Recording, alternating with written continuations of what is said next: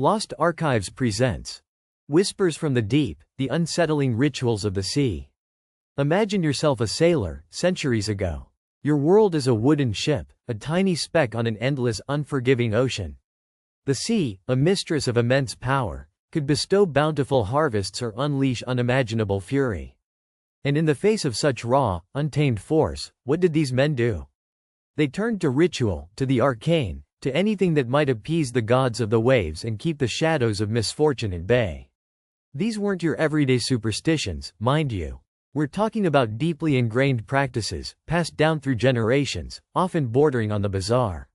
A ship's captain might be seen spitting into the wind before setting sail, a symbolic offering to the very air that would propel them. Some crews believed that whistling aboard a vessel invited bad luck, a siren's call to a watery grave. So, silence was often enforced, the only sounds the creak of timber and the roar of the ocean. But it went deeper than that. Certain objects were considered omens. A red sky at night might be good for sailing, but a red sky in the morning? That was a sure sign of impending doom. And then there were the animals. While some animals were seen as lucky, a sighting of a dolphin was often a welcome sign, others were actively avoided. Many sailors believed that the appearance of a specific type of bird, or even a stray cat on board, could spell disaster. Some stories even tell of crews performing complex ceremonies, involving sacrifices or specially carved talismans, to create a protective shield against unseen dangers. They'd chant, they'd pray, they'd offer up their most prized possessions, all in the desperate hope of a safe return. It was a world where the rational and the mystical were inextricably intertwined. Now, let's drift towards a mystery that has haunted the maritime world for over a century, the enigma of the Mary Celeste. This brigantine, found adrift in the Atlantic in 1872, was in remarkable condition.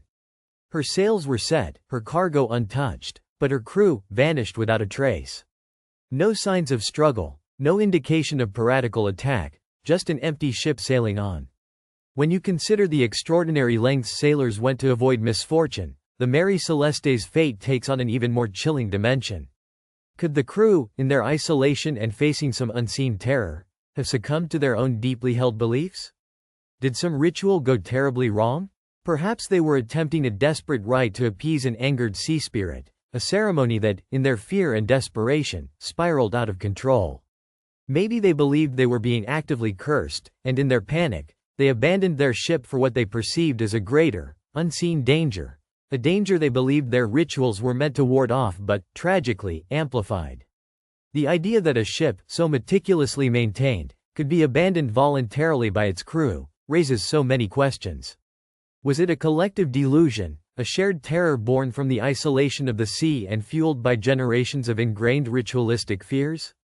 The Mary Celeste remains a haunting testament to the enduring power of the unknown, and perhaps, a chilling reminder of the unsettling rituals that once governed life and death on the unforgiving expanse of the ocean. What truly happened on that fateful voyage? The sea, as always, keeps its secrets.